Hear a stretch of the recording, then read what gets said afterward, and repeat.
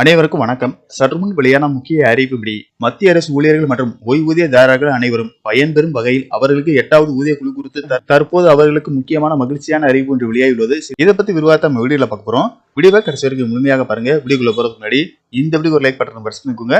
வாங்க வீடியோக்குள்ள போகலாம். 8வது ஊதிய குழுவின் பரிந்துரை விதிமுறைகளுக்கு மத்திய அரசு ஒப்புதல் அளித்தது மத்திய அரசு ஊழியர்கள் மற்றும் ஓய்வூதியதாரர்களுக்கு பெரிய அளவிலான நிவாரணத்தை அளித்துள்ளது.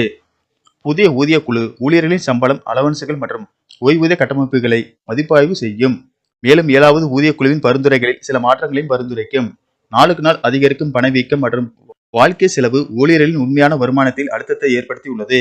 8வது ஊதிய குழு இந்த பிரச்சனையை நிவர்த்தி செய்து அரசு ஊழியர்களின் வாங்கும் சக்தியை வலுப்படுத்தும் என எதிர்பார்க்கப்படுகின்றது. 8வது ஊதிய குழுவின் அமலாக்கம் காரணமாக ஊழியர்களுக்கு பலவித நன்மைகள் நடக்கும் என்பதும் அவர்களது நிதி நிலைமை மேம்படும். 8வது ஊதிய குழுவில் பிட்மேன் ஃபேக்டர் 1.92 முதல் 3க்குள் இருக்கும் என எதிர்பார்க்கப்படுகின்றது. இதன் அடிப்படையில் ஓய்வூதியதாரர்களின் ஓய்வூதிய உயர்வு தீர்மானிக்கப்படும். மத்திய அரசு ஊழியர்கள் ஓய்வு பெறும் போது மொத்த ஓய்வூதியத்தில் ஒரு பகுதியை ஒரே நேரத்தில் மொத்தமாக எடுக்கும் வசதி உள்ளது. இதற்கு ஈடாக ஓய்வூதியத்தில் இருந்து ஒரு குறிப்பிட்ட தொகை ஒவ்வொரு மாதமும் கழிக்கப்படுகின்றது. கம்யூட்டட் பென்ஷன், அதாவது மாற்றப்பட்ட ஓய்வூதியம் 15 ஆண்டுகள் வரை மாத ஓய்வூதியத்தில் இருந்து கழிக்கப்படுகின்றது. அதன் பின்னர் ஓய்வூதியதாரர்களுக்கு முழு ஓய்வூதியம் கிடைக்க தொடங்கும். இந்த ஓய்வூதிய மீட்பு காலத்தை 15 ஆண்டுகளில் இருந்து 12 ஆண்டுகளாக குறைக்க வேண்டும் என கோரிக்கை உள்ளது.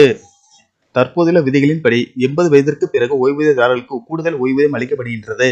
கூடுதல் ஓய்வூதியம் தொடங்கும் வயதை 65 ஆக குறைக்க வேண்டும் என்றும் 5 ஆண்டுகளுக்கு ஒருமுறை ஓய்வூதியத்தை அதிகரிக்க வேண்டும் என்றும் மத்திய அரசிடம் பரிந்துரைக்கப்பட்டுள்ளது.